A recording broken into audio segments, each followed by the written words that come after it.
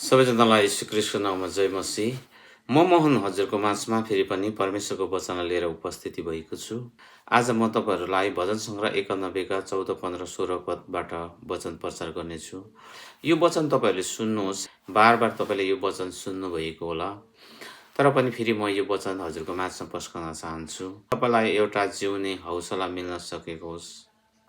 तपाईँको त्यो परिस्थितिहरूमा परमेश्वरले अनुग्रह गर्नुभएको होस्। र मित्रहरू, आज साँच्चै नै भजन सङ्ग्रह 91 का 14, 15, 16 पदमा हामी हेर्छौँ भने त्यहाँनिर एकदम मजाले दिएको वचन छ कि परमप्रभुले चाहिँ तपाईँ अनि हामीलाई वास्ता गर्नुहुन्छ। तपाईँ अनि हामीले परमप्रभुलाई पुकारेको कारणले गर्दाखेरि, परमप्रभुलाई खोजेको कारणले गर्दाखेरि, परमेश्वरलाई महिमा दिएको कारणले गर्दाखेरि, अनि परमेश्वरको वचनमा रहेर उहाँलाई हामीले सङ्गति दिएको कारणले गर्दाखेरि, उहाँमा हामी धन्यवादी भएर जिएको कारणले गर्दाखेरि परमप्रभुले चाहिँ तपाईँ अनि हामीलाई दुःख, कष्ट, समस्या आउँदाखेरि त्यहाँबाट छुटकारा दिन्छु भन्नुभएको छ। तेरो साथमा म हुनेछु भन्नुभएको छ। अनि परमप्रभुले तपाईँ अनि हामीलाई हौसला दिनुभएको छ त्यो वचनद्वारा कि अनि तपाईँ अनि हामीलाई चाहिँ लामो आयु दिएर परमप्रभुले राख्छु भन्नुभएको छ। हाम्रो सकिएको आयुहरू, टुङ्गिँदै गरेको आयुहरूमा पनि परमप्रभुले चाहिँ थपिदिनुहुन्छ प्रियजनहरू। तपाईँ अनि हामी चाहे वृद्ध अवस्था भएको होस्, चाहे भर्खरको जवान होस्, चाहे केटाकेटी होस्, तर तपाईँ अनि हाम्रो कतिखेर मृत्यु हुन्छ भन्ने कुरा चाहिँ तपाईँ अनि हामीलाई थाहा हुँदैन। त्यसले गर्दाखेरि परमप्रभुले भन्नुभयो कि तिमीलाई म लामो आयु दिएर राख्नेछु, सन्तुष्ट राख्नेछु भन्नुभएको छ। लामो आयु दिन्छु अनि तिमीलाई सन्तुष्ट राख्छु भन्नुभएको छ। तेरो दुःखको घडीमा म तेरो साथमा हुनेछु भनेर भन्नुभएको छ। एकदम मिठो वचन छ प्रियजनहरू।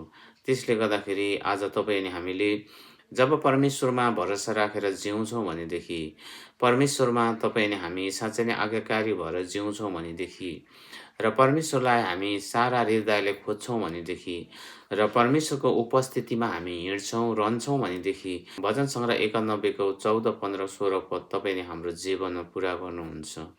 आज परमेश्वरको वचनमा हामी धेरै ठाउँ पाउँछौँ। एकदम परमेश्वरले तपाईँ अनि हामीलाई है हौसला दिएको, तपाईँ अनि हामीलाई जिउने आश्वासन दिएको हामी वचनहरू पाउँदछौँ। प्रियजनहरू, आज तपाईँलाई म यही नै भन्न चाहन्छु।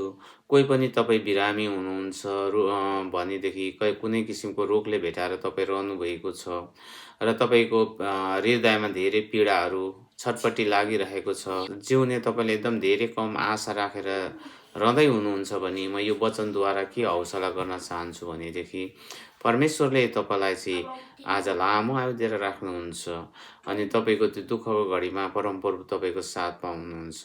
त्यो परिस्थिति भएर तपाईँ गुज्रिँदै गर्दा पनि परमप्रभुको नजर तपाईँमा हुन्छ र उहाँको हात तपाईँलाई सहयोग गर्नका निम्ति कहिले पनि उहाँले हटाउनुहुन्न र उहाँको आफ्नो प्रियजनहरूलाई औधी प्रेम गर्नुहुन्छ। र प्रियजनहरू, म तपाईँलाई त्यही नै भन्न चाहन्छु।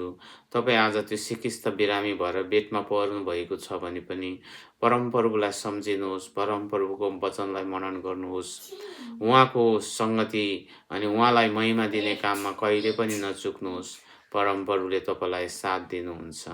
परमप्रभुले तपाईँलाई चाहिँ आशा र भविष्य दिनुहुन्छ र एकदम मजाले त्यहाँनिर हामी त्यो वचनहरू पाउँदछौँ प्रियजनहरू।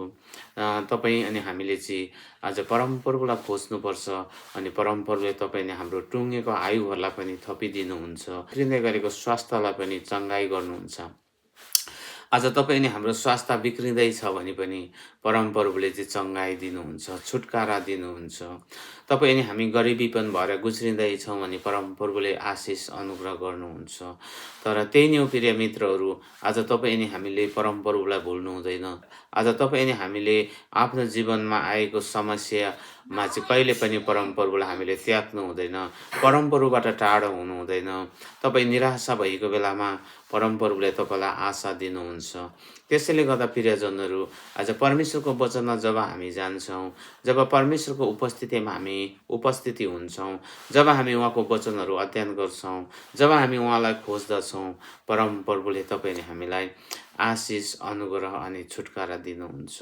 र त्यो परमेश्वरलाई तपाईँले हामीले भुल्नु हुँदैन प्रियजनहरू। जस्तै परिस्थितिमा नि परमप्रभुलाई आज हामीले लिएर हिँड्नुपर्छ।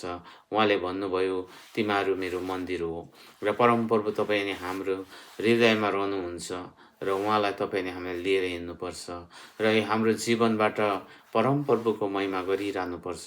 परमप्रभुले तपाईँको टुङ्गिनु लागेको आयुलाई पनि थपिदिनुहुन्छ, लम्बाइदिनुहुन्छ। र प्रियजनहरू, सबै कुराको सम्भव चाहिँ परमप्रभुमा छ। त्यसले गर्दाखेरि आज तपाईँ अनि हामीले परमप्रभुलाई निरन्तर पछ्याएर हिँड्नुपर्छ। होस् त, यो छोटो वचनलाई म यहीँ नै राख्छु। सबैजनालाई जय मसीह।